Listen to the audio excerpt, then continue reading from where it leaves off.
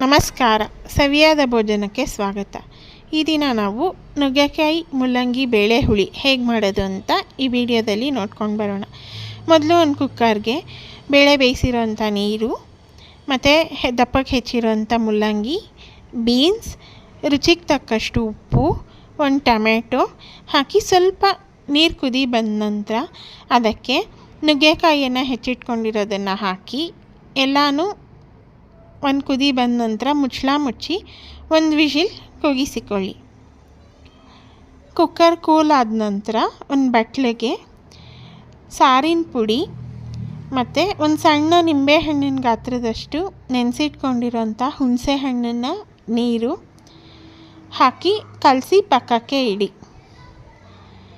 ಈಗ ಈ ಮಿಶ್ರಣ ರೆಡಿ ಆದ ನಂತರ ಸಾರಿಗೆ ಒಗ್ಗರಣೆ ಹಾಕ್ಕೊಳ್ಳೋಣ. ಮೊದಲು ಒಂದು ಪಾತ್ರೆ ತಗೊಂಡು ಅದಕ್ಕೆ ಒಂದು 2-3 ಟೀ ಸ್ಪೂನಷ್ಟು ಎಣ್ಣೆ, ಸಾಸಿವೆ ಹಾಕಿ ಸಿಡಿಸಿ. ಸಾಸಿವೆ ಸಿಡಿದ ಮೇಲೆ ಅದಕ್ಕೆ ಕರಿಬೇವು, ದಪ್ಪಕ್ಕೆ ಹೆಚ್ಚಿರೋಂಥ ಈರುಳ್ಳಿ, ಬೇಳೆ ಬೇಯಿಸಿರೋಂಥ ನೀರು ಮತ್ತು ನಾನಿಲ್ಲಿ 1/4 ಕಪ್ನಷ್ಟು ತೊಗರಿಬೇಳೆನ ನುಣ್ಣಗೆ ಬೇಯಿಸಿ ಮ್ಯಾಶ್ ಮಾಡಿ ಇಟ್ಕೊಂಡಿದ್ದೀನಿ. ಅದನ್ನು ನಾನಿಲ್ಲಿ ಸೇರಿಸ್ಕೊಂಡಿದ್ದೀನಿ. ಅದು ಒಂದು ಕುದಿ ಬಂದಮೇಲೆ ಕಲಸಿಟ್ಕೊಂಡಿರೋಂಥ ಸಾರಿನ ಪುಡಿ ಮಿಶ್ರಣ ಕೂಡ ಹಾಕಿ ಚೆನ್ನಾಗಿ ಕುದಿಯಲು ಇಡ್ತಾಯಿದ್ದೀನಿ. ಬೇಳೆ ಮತ್ತು ಸಾರಿನ ಪುಡಿ ಮಿಶ್ರಣ ಎಲ್ಲ ಕುದ್ದು ಸಾರಿನ ಪುಡಿ ಘಾಟು ಸ್ವಲ್ಪ ಹೋದ್ಮೇಲೆ ಅದಕ್ಕೆ ಬೇಯಿಸಿಟ್ಕೊಂಡಿರೋಂಥ ಮುಲ್ಲಂಗಿ, ಬೀನ್ಸ್, ನುಗ್ಗೆಕಾಯಿನ ಹಾಕಿ ಸಾರಿನ ಹದಕ್ಕೆ ಬೇಕಾದಷ್ಟು ನೀರು, ನಾನಿಲ್ಲಿ ಬೇಳೆ ಬೇಯಿಸಿರೋ ನೀರನ್ನೇ ಸೇರಿಸ್ಕೊಂಡಿದ್ದೀನಿ. ಎಲ್ಲನೂ ಹಾಕಿ ಚೆನ್ನಾಗಿ ಮಿಕ್ಸ್ ಮಾಡಿ ಒಂದು ಸತಿ ರುಚಿ ನೋಡಿ. ಬೇಕಿದ್ದಲ್ಲಿ ಉಪ್ಪು ಅಥವಾ ಖಾರನ ಸೇರಿಸ್ಕೊಂಡು ಚೆನ್ನಾಗಿ ಕುದಿಸಿ.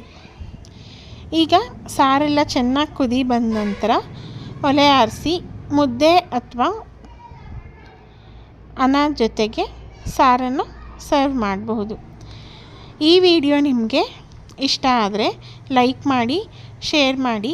ಹಾಗೆ ನೀವಿನ್ನು ಚಾನಲ್ನ ಸಬ್ಸ್ಕ್ರೈಬ್ ಮಾಡದೆ ನೋಡ್ತಾ ಇದ್ದರೆ ಈಗಲೇ ಸಬ್ಸ್ಕ್ರೈಬ್ ಮಾಡ್ಕೊಳ್ಳಿ. ರೆಸಿಪಿ ಒಮ್ಮೆ ಟ್ರೈ ಮಾಡಿ ಹೇಗೆ ಬಂತು ಅನ್ನೋದನ್ನು ಕಮೆಂಟ್ ಮಾಡಿ ತಿಳಿಸಿ. ನಮಸ್ಕಾರ.